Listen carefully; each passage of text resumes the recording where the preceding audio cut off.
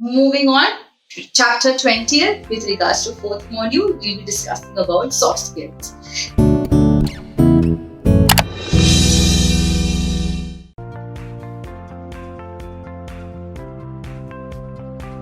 Now, any organization, when it looks forward for having prospective employees, considers the option of or makes sure that he gets the right kind of employee who has the right kind of soft skills.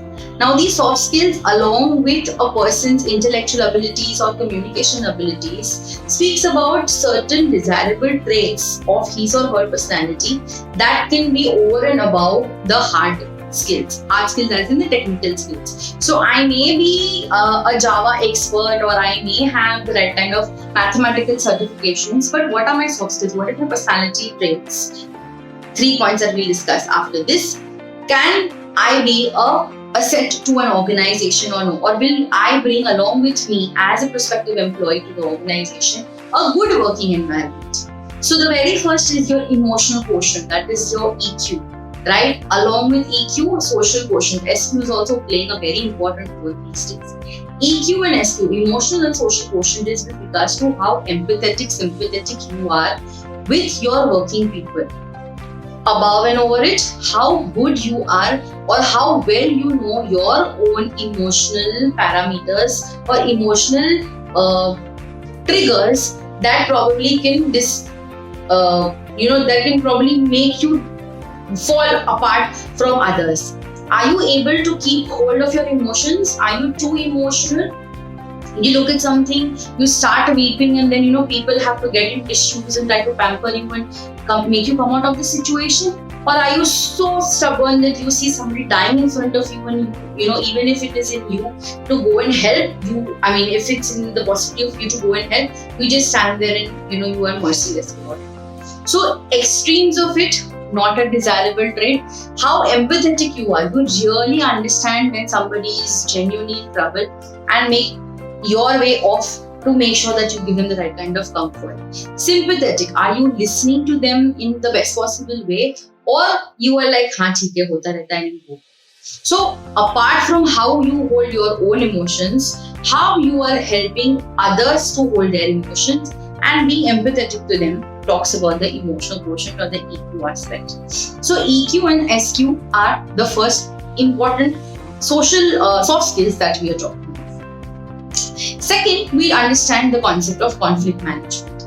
Now, conflict management is where a person has an innate ability to ensure that what kind of differences or disinterest if two people are having with regards to a particular thing, an activity, event, how they look forward to a positive working scenario. So if there is a disturbance between two people, or there is a unsaid fight between two people, how you resolve that particular fight as a manager probably, and make sure that they are working effectively for the organization, talks about your conflict management skills.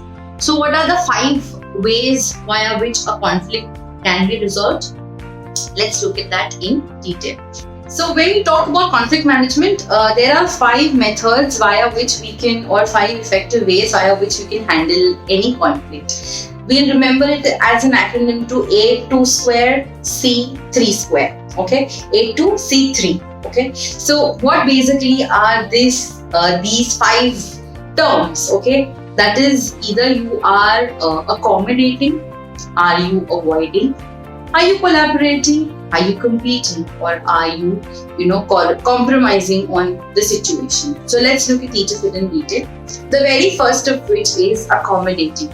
So accommodating is a situation where one aggrieved party, okay, apparently a conflict takes place between 2 people or 2 parties. So when one of the parties kind of gives in without any thorough further disinterest or further disagreement, is where the accommodating stage comes into picture. So one of them becomes like a big-hearted person and ठीक है जाने दो तुम जीते. So we can say that 0:1 का ratio. One person in a way gets something, other person has to completely give up. So 0:1 का ratio. Then comes an avoiding stage. where it's a 0-0, where both the parties understand that there is a situation of conflict, but it's not that big that we should stretch and get an external party to intervene and sort our differences. So let's just ignore the matter. So it's like avoidance stage. So A, accommodating, A, avoiding the situation. Then we move to a collaborating stage. Collaborating stage is where both the parties come together for a mutual benefit of interest and both have a win-win situation. Alright? Where, let's understand it with the help of an example. That person A and person B, they have to meet for a certain discussion, for a certain strategic activity to take place. They need to meet. Person A is comfortable for an early morning slot, whereas B is comfortable for an evening slot, because A feels he is most productive in the morning, whereas B feels he is more productive in the evenings. So they can't come across and they have a conflict of interest, as in they have a disagreement with regards to the time. So in a collaborative situation, what could happen is that person B, okay, would tell person A that, "Ek kaam karo, why don't you come down to my place? Okay, professional work here, but you come down to my place. I will, serve you amazing tandoori biryani, and let's discuss the matter that that's going on in your head for quite some time." So the person A agrees, even if the timing is not as per his needs, but he is able to relish a scrumptious dinner or a scrumptious meal after the meeting, and at the same point in time he knows कि ये particular agenda है, अभी तो उसको discuss करना ही. So might as well, beyond workplace, we connect, we come together, we solve the differences, or we get a solution to a problem. I'm getting a meal. So for B, it is like उसका time संभल गया, for A उसे अच्छा खाना मिल गया, and दोनों के बीच में जो strategic decisions लेने थे वो भी ले लिए. So that is a collaborative situation where both the parties basically come together for a win-win situation. To an opposite of it is a situation of compromise, right?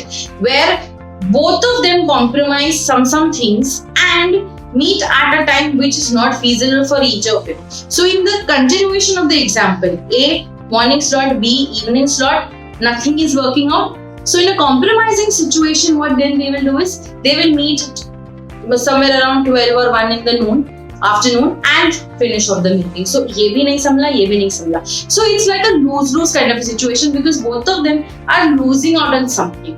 So collaborative is where दोनों को plus situations मिल रही है, दोनों को win-win situations मिल रही है. Whereas with compromising is both of them have to give away something. So it's like a 50-50 kind of a ratio. Your things taken care of 50, my things taken care of 50. And 50-50 we both have lost. And then the last one is competing. Now in competing, it's a sheer short case of one being the loser and one being the winner. So it's a win-lose situation, right? So in this, either one party wins, the other loses, B wins and A loses. So in again continuation of an example, if the B agrees to the morning slot wala situation, then A wins because uska time samajh gaya. Agar A1 has to adjust and he goes ahead with B's timing, then we can say that B wins and it's a competing situation. So conflict can be managed on these 5 stages. That is your accommodation stage, your avoidance, how you are competing, how you are collaborating, and how you are compromising. With this, we move to the third soft skill, which we understand it from the point of view of time management. Now, time is money in most cases. We know that everybody runs with a predefined 24 hours of the time given by the nature to us, by God to us. So how effectively you are utilizing your time, how multitasking ability you are good with, and there is no deterioration in the quality of work that you are managing in a stipulated time frame talks about your time management skills. So right from the fact that the employee is punctual every day within the organization's reporting time, maintaining or adhering to deadlines so the projects are met on time, And at the same point in time, making sure that all other things fall in place as per whatever schedules have been decided. Talk about the time management skills. And when a person really is self-disciplined, when a person adheres to the set standard timelines given by either supervisor, the boss, or he himself has set certain timelines for himself and is able to achieve it, it makes us realize that the person is self-aware about how important it is to be disciplined. It also makes us realize, or it makes our organization come to know that there is an optimum utilization of resources that's happening in place with the organization. When everything is in place, it means you're using everything in the limited amount of space. You're not too much using of a certain thing. For example, if you have a project submission deadline and every day you sit 1 hour for it, okay, or you have your exams, every day you sit one hour to study for a particular subject, and over a period of 1 month you're done with all your subjects in all your portion, versus sitting last day, 1 day prior to the examinations and studying your overall matter. There, then you'll have to compromise on your sleep, with your additional hobby time, your personal space, your TV viewing time, maybe your internet viewing time.